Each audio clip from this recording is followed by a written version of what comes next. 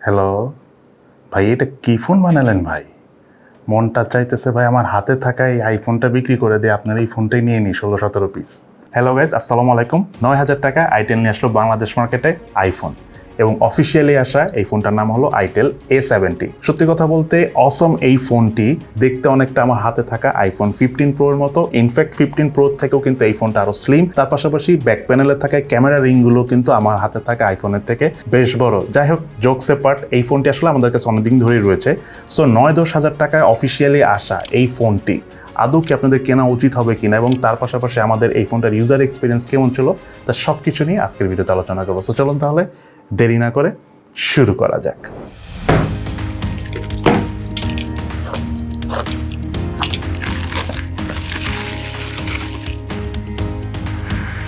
মোবাইলটার বক্স কন্টেন্টে রয়েছে user manuals, SIM tray ejector, stylish অসম ব্র্যান্ডিং এর একটা CPU case, USB type C charging cable, 10 ওয়াটের চার্জার,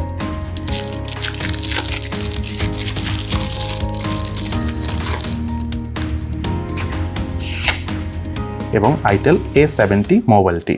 ওভারঅল বেশ স্লিম। এই মোবাইলটির ব্যাক প্যানেলে রয়েছিল ম্যাট টেক্সচার এক ধরনের ফিনিশিং দেওয়া, যেটা আপনি আউটডোরে যখন সানলাইটের নিচে ইউজ করবেন মোটামুটি একটা ভালো শেড দিলে সুন্দরই লাগে হাতে নিয়ে। তার পাশাপাশি এই ফোনটার সাথে যে ব্যাক কেসটা দেওয়া রয়েছে অসম ব্র্যান্ডিং এর থাকা, সেটা দেখতেও কিন্তু বেশ সুন্দর। সেই সাথে মোবাইলটার ব্যাক প্যানেলে কিন্তু যে ক্যামেরা হাউস রয়েছে তাতে 13 মেগাপিক্সেলের ডুয়েল ক্যামেরা সেটআপ রয়েছে, এবং এছাড়াও 6.6 ইঞ্চি সাইজের এই মোবাইলটির থিকনেস হলো 8.6 মিলিমিটার এবং ওয়েট হলো 190 গ্রাম। ওভারঅল স্ট্যান্ডার্ড সাইজের এই ফোনটি যেহেতু অনেক স্লিম, তার পাশাপাশি ওয়েট ডিস্ট্রিবিউশন ঠিকঠাক হওয়ার কারণে সিঙ্গেল হ্যান্ড আমরা বেশ কমফোর্টেবল ভাবে ইউজ করতে পেরেছি। এবং আমার কাছে থাকা এই মোবাইলটি কালার ভেরিয়েন্টের নাম হলো স্টাইলিশ ব্ল্যাক। এই মোবাইলটির কিন্তু আরো দুটো কালার ভেরিয়েন্ট রয়েছে। সেই সাথে এই মোবাইলটি যদি আমি বাটন এবং পোর্টসের কথা বলতে চাই, রাইট সাইডে রয়েছিল পাওয়ার বাটন এবং ভলিউম রকার, এবং এই পাওয়ার বাটনটি সাইড মাউন্টেড ফিঙ্গারপ্রিন্ট স্ক্যানার হিসেবে কাজ করে, এবং ফিঙ্গারপ্রিন্ট স্ক্যানারটি যথেষ্ট ফাস্ট এবং স্মুথ আনলক করে, কোনো ধরনের কোনো ল্যাগ ইস্যুটা আমরা পাইনি। তার পাশাপাশি মোবাইলটা লেফট সাইডে রয়েছিল সিম কার্ড ট্রে, যাতে দুটো সিম কার্ড ইউজ করার পাশাপাশি রয়েছে এক্সটার্নাল মেমোরি কার্ড ইউজ করার সুবিধা, এবং এই এক্সটার্নাল মেমোরি কার্ডটি কিন্তু হাইস্ট 2 টেরাবাইট পর্যন্ত স্টোরেজ সাপোর্ট করে। সেই সাথে মোবাইলটার উপর অংশ কিছু নেই, এবং মোবাইলটার নিচের অংশে রয়েছিল main speaker, primary mic, USB type C charging port এবং হেডফোন জ্যাকের পোর্ট,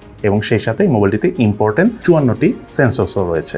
এই মোবাইলটি হলো 4G সাপোর্টেড একটি ফোন। তার পাশাপাশি এই মোবাইলটিতে রয়েছিল অপারেটিং সিস্টেম হিসেবে অ্যান্ড্রয়েড 13 ভার্সন, বাট এই অপারেটিং সিস্টেম অর্থাৎ এই অ্যান্ড্রয়েড ভার্সনটি হলো গো এডিশনের অ্যান্ড্রয়েড ভার্সন। সেই সাথে মোবাইলটাতে যে ইউআইটা ইউজ করেছে সেটা হলো আইটেনের 13.0 ভার্সনের ইউআই, যেটা যথেষ্ট স্মুথ ইউআই লেগেছে আমার কাছে। তার পাশাপাশি এই ফোনটাতে কিন্তু up to 8GB virtual RAM রয়েছে। সো আমি যদি টোটাল চিন্তা করি 12GB RAM, but mainly 4GB র্যামটাই প্রধান। 8GB ভার্চুয়াল র্যাম শুধুমাত্র মাল্টিটাস্কিং এর ক্ষেত্রে বেশিরভাগ ক্ষেত্রে কাজ করে। সো যাই হোক, এই ফোনটা দিয়ে যখন আমরা মাল্টিটাস্কিং করেছি আমরা ওভারঅল স্মুথ পারফরমেন্স পেয়েছি। যদি সত্যি কথা বলতে 9-10 হাজার টাকা রেঞ্জ হিসাবে চিন্তা করি, ফোনটাতে আমরা অনেকগুলো অ্যাপস ব্যাকগ্রাউন্ডে রেখে খুব সহজেই সফট করে ইউজ করতে পেরেছি। একেবারেই ল্যাগিং বা ফ্রেম ড্রপের দেখা পাইনি। ইনফ্যাক্ট আমার কাছে মাল্টিটাস্কিং এর কথা যদি আমি বিবেচনা করি, ভালোই লেগেছে। তার পাশাপাশি এই ফোনটার ডিসপ্লে সাইজ হলো 6.6 ইঞ্চি সাইজের। তার পাশাপাশি ফোনটার ডিসপ্লে প্যানেলটা হলো আইপিএস এলসিডি প্যানেলের, এবং এই ডিসপ্লে রেজলিউশন হলো 16x720 পিক্সেলের, এবং ডিসপ্লে পিক্সেল ডেনসিটি হলো 267 পিপিআই। তার পাশাপাশি ডিসপ্লে ঠিক উপরে সেন্টারে রয়েছে ওয়াটারড্রপ সেলফি ক্যামেরা, এবং মোবাইলটা হলো ওয়াইড ব্যান্ড L3 এর সাপোর্ট রয়েছে। সেই সাথে এই ফোনটা যখন আমরা আউটডোরে সানলাইটের নিচে ইউজ করেছি, খুব একটা লো ব্রাইটনেস জনিত প্রবলেম ফেস করিনি। একদম দুপুরবেলায় রোদের নিচে ইউজ করতে গেলে কিছুটা প্রবলেম হয়, এবং তার পাশাপাশি যখন আমরা রিয়ার প্যানেলে ক্যামেরা দিয়ে ছবি তুলেছি তখন কিছুটা লো ব্রাইটনেস জনিত প্রবলেম ফেস করেছি। এবং আমার হাতে থাকা এই ফোনটার রিয়ার প্যানেলে রয়েছিল 13 মেগাপিক্সেলের ডুয়েল ক্যামেরা সেটআপ, এবং এই ফোনটার ক্যামেরা দিয়ে যখন আমরা ছবি তুলেছি স্পেশালি ফটো মোডে মোটামুটি বেশ ভালো ছবি উঠতেছিল। কালার টোনটা মোটামুটি ঠিকঠাক থাকলেও কালার ডিটেলস একটু ঘাটতি ছিল, তবে প্রপার লাইট কন্ডিশনের ছবি তুলে বেশ ভালোই ছবি উঠে। পোর্ট্রেট মোডে আমরা ছবি তুলেছি ফোনটার, সেটার পারফরমেন্সও যথেষ্ট ভালো। ডাইনামিক রেঞ্জটা মোটামুটি হলো, এজ ডিটেকশন ঠিকঠাকভাবে কাজ করছিল। সেই সাথে লো লাইটও ছবি তুলেছি, ছবির ডিটেলস মোটামুটি ভালোই ধরে রাখতে পারছিল এই লো লাইট মোডে। সেই সাথে ফোনটাতে হাইস্ট 1080p 30fps এর ভিডিও শুট করা যায়। ভিডিও পারফরমেন্স এই 9-10 হাজার টাকার বাজেট রেঞ্জের ফোন হিসাবে আমি মনে করি যে ঠিকঠাকই আছে। সেই সাথে আমার হাতে থাকা এই ফোনটার যে সেলফি ক্যামেরাটা রয়েছে সেটা হলো 8 মেগাপিক্সেলের সেলফি ক্যামেরা, এবং সেলফি ক্যামেরার পারফরমেন্স আমার কাছে ভালোই লেগেছে। পোর্ট্রেট মোডে যখন আমরা ছবি তুলেছি, ছবির ডাইনামিক রেঞ্জ, এজ ডিটেকশন ঠিকঠাক ধরে রাখতে পারছিল, এবং সত্যি কথা বলতে যদি আপনি একটু আলো বেশি ভালো এরিয়া যে ছবি তুলেন তখন এই ফোনটা সেলফি ক্যামেরা দিয়ে ভালোই ছবি তুলতে পারবেন। এছাড়াও এই মোবাইলটাতে ক্যামেরা টু এপিআই এর প্রপার সাপোর্ট নেই। সো আপনি চাইলে ইন ফিউচারে এই ফোনটাতে ম্যানুয়াল ক্যামেরা অর্থাৎ জিক্যাম ইউজ করতে পারবেন না। তার পাশাপাশি ফোনটা যদি আমি স্পিকারের পারফরমেন্সের কথা বলি, সাউন্ডের লাউডনেস আমাদের কাছে ঠিকঠাকই লেগেছে। ইনফ্যাক্ট আপনাদের কাছে একটু বেশি মনে হবে। তার পাশাপাশি সাউন্ডের ক্ল্যারিটিনেসও ঠিকঠাক আছে, তবে ফোনটার স্পিকার থেকে 100% ভলিউমে যখন আমরা সাউন্ড শুনেছি কিছুটা ডিস্টরশনে দেখা পেয়েছি।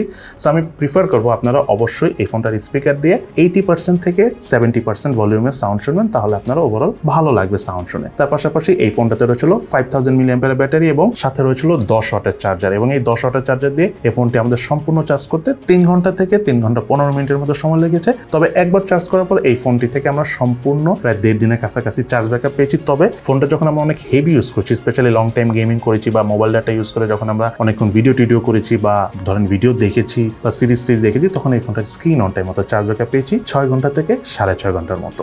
এই ফোনটাতে রয়েছিল ইউনিসকের T603 প্রসেসর। এটি একটি অক্টাকোর প্রসেসর, যার ট্রানজিস্টর সাইজ হলো 12 ন্যানোমিটার, এবং এই ফোনটাতে জিপি হিসাবে রয়েছিল মালি G57। সেই সাথে মোবাইলটার আন্তর্জাতিক স্কোর পেয়েছি আমরা 1,53,526। সেই সাথে ফোনটার বেঞ্চমার্ক স্কোর এবং স্টোরেজ স্পিড টেস্টের রেজাল্ট আমরা ভিডিওর স্ক্রিনে শেয়ার করে দিয়েছি।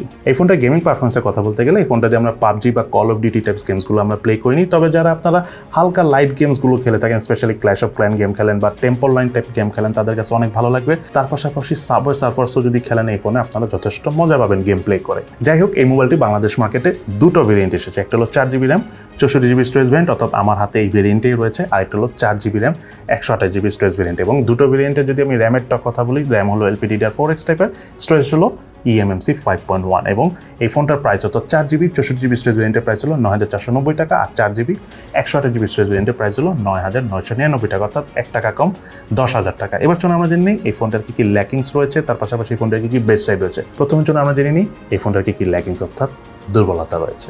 এই ফোনটা যদি ল্যাকিংসের কথা বলি, সত্যি কথা বলতে রাইট না অফিসিয়ালি 9-10 হাজার টাকার যেসব ফোন রয়েছে সবগুলোর সাথে যদি আমি এই ফোনটা কম্পেয়ার করি, তাহলে আসলে মেনলি আমার মনে হয় এই ফোনটার সাথে যদি 18 ওয়াটের চার্জার থাকতো তাহলে খুবই ভালো হতো। যদিও মার্কেটে আসলে এই প্রাইস রেঞ্জের খুব কম ফোনে 18 ওয়াটের চার্জার দেওয়া হয়, এবং তার পাশাপাশি এই ফোনটাতে যারা 4GB 128GB স্টোরেজ ভেরিয়েন্ট বেরিয়েছে, সেটা যদি আর 500 টাকা বা 1000 টাকা বাড়িয়ে 128GB স্টোরেজ ভেরিয়েন্ট আনা হতো তাহলে আরো ভালো হতো। গেমিং করে আমরা একটু বেশি মজা পেতাম। যাই হোক, এই ফোনটার কিন্তু বেশ কিছু ভালো দিক রয়েছে। স্পেশালি এই ফোনটা যদি আউটলুকের কথা বলি, বেশ অসম একটা লুকস, আপনাদের কাছে অনেক ভালো লাগবে। তার পাশাপাশি ফোনের সাথে যে কভারটা দেওয়া রয়েছে অসম ব্র্যান্ডিং করা, এটাও বেশ স্টাইলিশ। সত্যি কথা বলতে খুব কম ফোনই আছে যে এই ধরনের কভার দিয়ে থাকে। এনিওয়েজ, এই ফোনটা যখন আমরা মাল্টিটাস্কিং করেছি সেটার পারফরমেন্স অনেক ভালো পেয়েছি, কারণ লো প্রাইস রেঞ্জের বা বাজেট রেঞ্জের যে ফোনগুলো থাকে সেগুলো কিন্তু মেইনলি আমরা কথা বলার জন্য নিয়ে থাকি বা একটু কমফোর্টেবল হয়ে ইউজ করতে পারি। সেটার পারফরমেন্স কিন্তু এই ফোনটাতে ঠিকঠাক ছিল। গেমিং পারফরমেন্স আমি মনে করি যে প্রাইস হিসাবে এই ফোন হিসাবে অনেক খারাপ না হলেও ওকে লেভেলের ছিল, এবং এই ফোনটার ক্যামেরা পারফরমেন্সও বলতে গেলে যে আমার কাছে অনেক বেশি খারাপ লাগেনি। ঠিক আছে, 9-10 হাজার টাকা ফোন হিসেবে I think it's okay, but এই ফোনটা যেটা সবচেয়ে বেশি ভালো লেগেছে একটু আগে আমি বললাম সেটা হলো ইউআই পারফরমেন্স। আর ক্যামেরা দিয়ে আমরা যে ছবিগুলো তুলেছি সেটা স্যাম্পলস আপনারা একটু আগে আমরা যে ক্যামেরা সেকশন আলোচনা করেছি সেখানে যে দেখে নিতে পারেন।